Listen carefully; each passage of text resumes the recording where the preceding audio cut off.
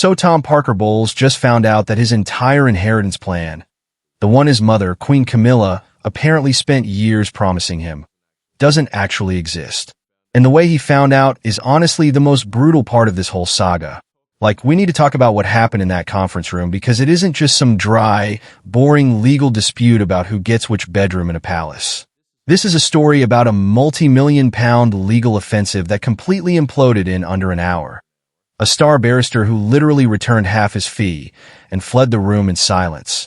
And a secret property trust that reveals something genuinely chilling about how the British monarchy actually functions. Tom Parker Bowles and his sister Laura have apparently been operating under the assumption for decades that their mother's position as queen consort would eventually translate into permanent security for them. Properties, inheritances, the whole aristocratic package. You can understand why they'd think that. Their mother married the king. She's been at the center of royal life for years. But what they clearly didn't understand, and what this catastrophic legal confrontation exposed, is that marrying a monarch doesn't give you access to the crown's property. It gives you a temporary lease on a very gilded cage. And the person holding the keys isn't your husband. It's a 300-year-old legal framework that doesn't care about your feelings, your family ties, or your expectations of legacy. This absolute mess started when the late Duke of Edinburgh's estate planning documents started circulating through the highest administrative channels of the royal household. Prince Philip apparently spent his final years constructing what can only be described as a constitutional trap. A series of ironclad trust provisions and property restrictions specifically designed to prevent any royal consort from ever converting their temporary access into permanent control. When I say specifically designed, I mean the language in these documents reportedly names exact scenarios, preemptively stripping Camilla of any permanent property rights across the entire royal estate portfolio. She is classified under this framework as a temporary guest within the ancestral palaces, not a co-owner, not a permanent resident, just a guest. And guests, by definition, can always be asked to leave. When the preliminary details of this decree leaked to the press, the official palace communications machinery prepared for what they assumed would be a graceful capitulation. The narrative they'd scripted was one of dignified acceptance, where the queen consort bows to the unyielding weight of constitutional tradition, accepts a subordinate residential reality, and quietly retreats to preserve the illusion of familial harmony. But that scripted illusion got violently torn to shreds. Camilla, fueled by a profound sense of personal outrage and a burning refusal to accept what she perceived as an intolerable institutional humiliation, flatly rejected every attempt at quiet reconciliation. Instead of bowing to the diplomacy designed to soothe her pride, she chose the path of total confrontation. This is where things really started to spiral. Camilla mobilized a high-stakes legal counteroffensive, and at the center of this explosive escalation stood Annabel Elliot, her fiercely loyal younger sister and closest confidant. Annabel served as the architectural mastermind behind the sudden, aggressive shift in strategy. While public advisors were urging caution and quiet endurance, Annabel argued with relentless persuasion that decades of public hostility, media scrutiny, and the relentless survival against the entrenched snobbery of the British aristocracy could not be allowed to culminate in administrative disenfranchisement.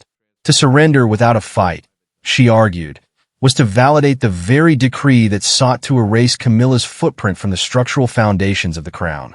It was Annabel who convinced her sister that institutional power within the House of Windsor was never willingly conceded to outsiders, and that the only language the ancient machinery of the monarchy truly respected was the cold, unyielding authority of the law. They rejected the council of palace-approved lawyers, whose loyalties ultimately belonged to the institution rather than the individual, and bypassed conventional channels entirely to retain one of the most formidable, expensive, and aggressive legal minds in London. This was not a routine domestic dispute handled by family solicitors. This was a calculated legal siege led by a top-tier silk, a senior barrister specializing exclusively in royal property law and constitutional succession. To secure the services of this elite legal titan, Camilla and Annabel committed a staggering financial retainer, funneling hundreds of thousands of pounds of private funds into a challenge designed to dismantle the ironclad restrictions left behind by Prince Philip. The sheer audacity of hiring external counsel to challenge a sovereign directive sent tremors through the entire institution, transforming what should have been private friction into an unprecedented constitutional battle. On the morning of the deposition, the atmosphere inside the high-security legal consultation suites was thick with tension. Camilla's barrister arrived with an entourage, carrying leather-bound folios and exhaustive dossiers, striding through the corridors with an air of supreme confidence. They were fully convinced that their financial backing and aggressive contractual interpretations would easily puncture what they dismissed as antiquated guidelines. But the first line of defense they encountered wasn't a phalanx of seasoned courtiers. It was Lady Louise Windsor, currently undertaking a rigorous apprenticeship within the offices of the Princess of Wales. Louise managed the intake for the meeting with a quiet, unshakable poise that completely belied her years. As the barrister attempted to bypass protocol, demanding immediate access by brandishing his massive retainer as a lever for priority, Lady Louise did not flinch. With devastatingly polite, surgical precision, she cited the exact administrative bylaws governing external access within Crown boundaries. In less than 3 minutes, without a single raised eyebrow, she completely deflated the arrogant momentum of the high-priced team. It was a masterclass in institutional containment, a small but significant foreshadowing of the intellectual wall that awaited them inside. When the heavy oak doors finally swung open to admit Camilla, Annabelle, and their prized barrister into the inner sanctum, the lingering illusion of an easy legal victory began to dissolve into the cold, clinical reality of a constitutional trap from which their considerable wealth could offer no escape. They had anticipated a chamber filled with trembling courtiers and intimidated traditionalists who would fold instantly under the weight of aggressive litigation. Instead, they were greeted by an eerie, disciplined silence that immediately signaled a profound mismatch in tactical preparation. Waiting across the polished mahogany table were not the aging, risk-averse legal advisors typically associated with royal household management, but rather a specialized task force of young, razor-sharp legal minds. This elite detachment consisted entirely of brilliant law graduates who had achieved top honors at Oxford and Cambridge, specially retained and rigorously trained in the dark arts of constitutional mechanics, historical crown jurisprudence, and institutional estate law. They did not wear the theatrical powdered wigs of courtroom barristers, nor did they project the anxious energy of individuals defending a fragile status quo. They sat with absolute, chilling serenity, their folders neatly aligned, exuding the calm, intellectual superiority of scholars who had spent months dissecting every conceivable loophole, precedent, and statutory limitation governing the British monarchy. The lead counsel for Camilla, a man accustomed to dominating corporate boardrooms and terrifying government ministers, immediately sensed a sudden, unnerving shift in atmospheric pressure. He opened his heavy leather folio with a sharp snap, attempting to reclaim psychological dominance by slamming down a stack of preliminary motions and demanding an immediate acknowledgement of his client's expansive property claims. That assumption was catastrophically wrong. The young legal minds representing the future of the monarchy didn't even blink. When he finished his monologue, leaning back with a self-satisfied smirk, the lead Oxford scholar across the table slowly adjusted his spectacles, opened a slender, unassuming black folder, and began the systematic, surgical demolition of every single argument Camilla's team had brought into the room. There was no raised voice, no defensive posture, and no emotional retaliation. There was only the cold, unyielding machinery of historical legal precedent applied with devastating precision. The young counsel calmly pointed out that the barrister was catastrophically confusing ordinary civil property law with the deeply entrenched, sui generis constitutional status of crown estates. He cited ancient statutes of crown immunity and 16th-century precedents governing hereditary sovereign trusts, proving conclusively that the monarch is merely a temporary steward of these properties, not an absolute owner with free disposal rights. The precision of their citations was breathtaking, drawing upon obscure parliamentary acts, ancient royal charters, and centuries of unwritten constitutional conventions that effectively rendered Camilla's entire strategy legally null and void. As the young scholar methodically dismantled each point, citing specific legal cases from previous centuries where consort claims were aggressively repelled by parliamentary trustees, the color visibly drained from the face of Camilla's high-priced barrister. He frantically flipped through his own documents, desperately searching for a counterargument, only to realize that the brilliant young minds before him had anticipated every single offensive maneuver weeks in advance. The absolute confidence that had carried Camilla and her sister into the room evaporated, replaced by a suffocating panic as they watched their multi-100,000-pound investment crumble into absolute irrelevance. And then it got worse. The barrister found himself utterly paralyzed. His professional pride was being dismantled by opponents half his age, who possessed an encyclopedic mastery of constitutional law that far surpassed his own corporate expertise. As he frantically attempted to salvage some shred of his reputation by introducing secondary arguments concerning human rights and domestic partnership entitlements, the lead counsel for the institutional trustees simply opened another thin reference volume and delivered the final, fatal blow. He cited a succession of 19th-century legal opinions and 20th-century parliamentary rulings which established beyond any shadow of a doubt that individuals marrying into the sovereign bloodline explicitly waive standard civil property protections regarding crown estates. The argument was airtight, unassailable, and delivered with such chilling administrative politeness that it drained the very last ounce of fight from the expensive legal team. The silence that followed was heavy, broken only by the sound of rustling paper as the realization set in that they had led their client into a catastrophic legal ambush from which there was no retreat. It was at this moment of professional humiliation that the true depth of the betrayal struck the high-ranking Silk. Peering closely across the table, he began to perceive the dangerous political undercurrents and hidden legal liabilities that his clients had deliberately concealed from him. He realized with mounting dread that he was not merely losing an unwinnable property dispute against the immovable machinery of the state, but was actively being used as a pawn in a desperate, deceptive power struggle that could permanently destroy his professional standing. Without a moment of hesitation, driven by an acute instinct for self-preservation, he slammed his leather folio shut with a resounding thud. Before Camilla could utter a word of protest, he reached into his briefcase, retrieved the substantial financial retainer he had received, and slid exactly one half of the total sum across the mahogany table. With a stiff, trembling bow of professional retreat, he turned on his heel and abandoned the room, leaving behind an echoing void of stunned silence.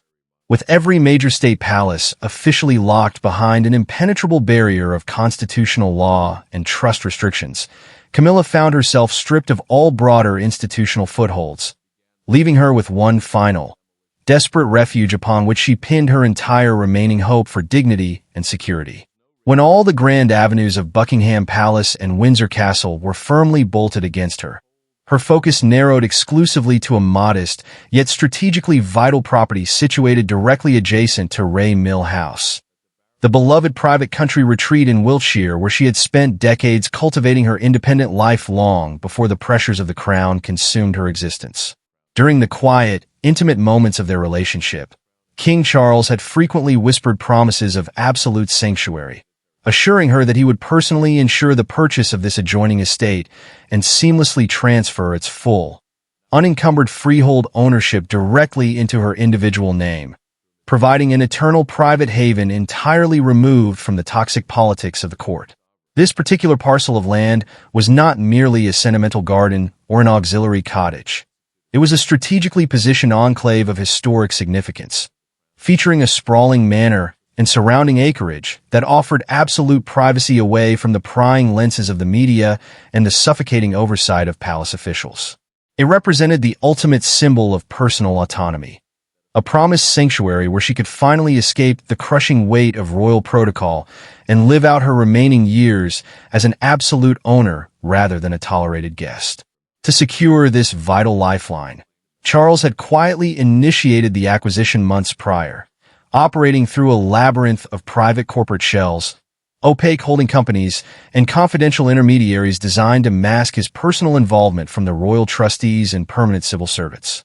Using his own independent private wealth amassed through the Duchy of Cornwall reserves, he funded the multi-million-pound transaction entirely out of pocket, believing that private funds used to acquire adjacent land would bypass the rigid restrictions of the Crown estate. For Camilla, this property was far more than bricks and mortar. It was the psychological anchor keeping her afloat amidst the wreckage of her grander ambitions. The single tangible proof that her decades of sacrifice and enduring devotion had ultimately secured her a permanent, independent domain of her own. She envisioned it as her ultimate kingdom of solace, a secure retreat where she could gather her children and grandchildren without ever having to bow to the invisible walls erected by the late Duke of Edinburgh. But here is where the whole thing unravels in a way that is genuinely devastating. As the final settlement papers were quietly deposited into the Central Administrative Archives, waiting for the formal execution of the deed transfer that would make her the legal master of the estate, a terrifying administrative nightmare was quietly unfolding behind the scenes. Unbeknownst to her, the high-stakes succession briefings and rigorous legal audits conducted by the institutional trustees had already flagged the clandestine real estate transaction long before the ink on the purchase contract could dry. The financial mechanisms used to fund the purchase, the corporate veils concealing the buyer's identity, and the intended destination of the freehold title were subjected to intense, unyielding scrutiny by the senior legal guardians of the royal asset portfolio. As the net closed around the transaction, it became abundantly clear that the reigning monarch did not operate in a legal vacuum, and that even private fortunes utilized within the sphere of royal influence were subject to the overarching oversight of historical trusts. The devastating culmination of her desperate quest for security arrived not through a triumphant declaration of ownership, but via a confidential administrative disclosure that shattered her world with absolute finality. Sitting within the quiet privacy of her chambers, Camilla finally laid eyes upon the definitive estate transfer file and the final execution documents governing the strategic property acquisition adjacent to Ray Mill House. What she discovered within those densely worded clauses and trust appendices paralyzed her with a cold, suffocating horror that transcended any previous disappointment. King Charles, the sovereign of the United Kingdom, the man who had whispered countless promises of eternal sanctuary, had never transferred the freehold title into her individual name, because legal reality dictated that he never could. The multi-million-pound transaction funded through opaque corporate structures had indeed succeeded in purchasing the estate from its previous owners. But the ultimate destination of the property deed had been aggressively intercepted and permanently rerouted by the ironclad machinery of the Royal Trust framework long before the final ink could dry. Instead of receiving the unconditional, absolute ownership she had been promised, Camilla discovered that her name was entirely absent from the freehold registry. In its place, the estate had been formally absorbed into a rigid, impenetrable family trust designed with surgical precision to bypass personal affection and domestic promises entirely. The illusion of her independent kingdom evaporated into thin air, replaced by a devastating legal classification that reduced her hard-fought sanctuary to a temporary, highly conditional arrangement known as a life interest or life tenancy. The formal documentation explicitly dictated that while she retained the legal permission to occupy the historic estate and utilize its surrounding acreage until the final day of her natural life, she possessed zero equity, zero inheritance rights, and zero executive control over the property itself. She was legally barred from altering its structural architecture, selling any portion of its land, or transferring its occupancy rights to anyone else.